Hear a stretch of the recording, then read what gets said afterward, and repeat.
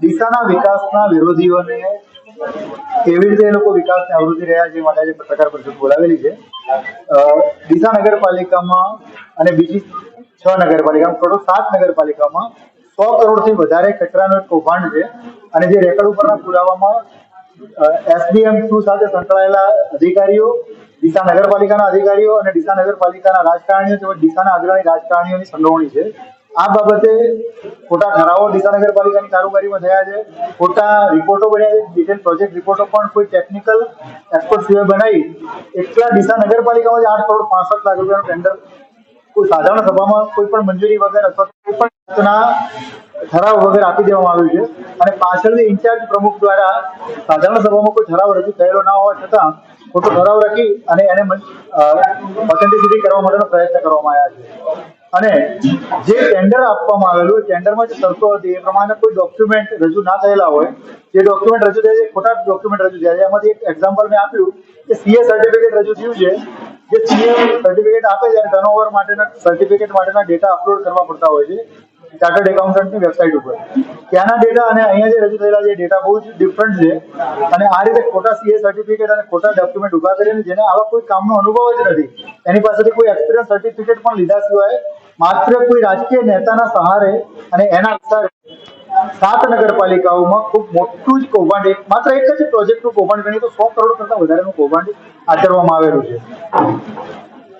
Sir, crime score વિવિધ છે 7 નગરપાલિકા 7 ક્રાઇમ મુખ્ય સૂત્રધારો છે. ડીસા તાલુકાના ગામના એક વ્યક્તિના નામે સિદ્ધપુરમાં GST રજીસ્ટ્રેશન લેવામાં આવ્યું છે.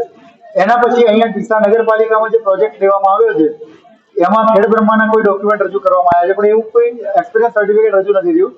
હવે અલગ અલગ સ્પોટ ભલે હોય પણ અહીંયા આગળ ફરિયાદ કરી શકાય એવું છે. અને હવે તો BNSS માં પણ એવી જોગવાઈ છે કે કોઈ પણ ફરિયાદ 0 નંબરથી ક્યાંય પણ દાખલ થાય. અને અમારી માંગણી એ છે કે આ અલગ અલગ સ્પોટ ઉપર જે ગુનાઓ બનેલા છે તો આની તપાસ CBI જેવી ઉચ્ચ સંસ્થા કરે. કેન્દ્ર સરકારના, રાજ્ય સરકારના અને અલગ અલગ નગરપાલિકાઓનો રૂપિયાઓ વેડફી નાખવા માટે અને પચાઈ પાડી અને ભ્રષ્ટાચાર આચરવા માટે કૌભાંડ થયેલું છે. Solid waste management company corporation છે, એના માલિક ઓન પેપર અહીંયા એક બાજુના ગામના ખેડૂત છે પરેશ જગાજી કચ્છવા, અને ઓફ ધ રેકર્ડ બીજા લોકો છે, એ માત્ર આગળ મોરું છે. 7 નગરપાલિકા 7 અને કહેવાતા જે પણ કોર્પોરેટ હોય તો આ બધા જ આ જે રીતે આપણે દસ્તાવેજો પૂરા રજૂ કર્યા છે, સોલિડ દસ્તાવેજો પૂરા છે, તમામ થશે. બિલકુલ, અમે એવો પ્રયત્ન કરશું કે તમામની સામે ફરિયાદ થાય. અમે અહીંયા ડીસા નગરપાલિકા સામે અત્યારે ફરિયાદ કરી રહ્યા છીએ, એમાં આપણા ઉલ્લેખ કરેલો છે, તો તપાસના ભાગરૂપે પણ એ આવી શકે. સરકારની ફરજ એ છે કે તમામ જગ્યાએ અલગ અલગ ફરિયાદો દાખલ કરીને સરકાર આ સુઓ મોટો કોગ્નિઝન 7 નગરપાલિકા ચીફ ઓફિસર પણ આપણે પત્ર લખ્યો છે, શું એ સરકાર તરફથી ફરિયાદ કરે એવો આગ્રહ રાખશો? બિલકુલ, અમે તો એવો પ્રયત્ન કરશું. તમામ ઓથોરિટીને પત્ર લખી રહ્યા છીએ, ફરિયાદ આપી રહ્યા છીએ.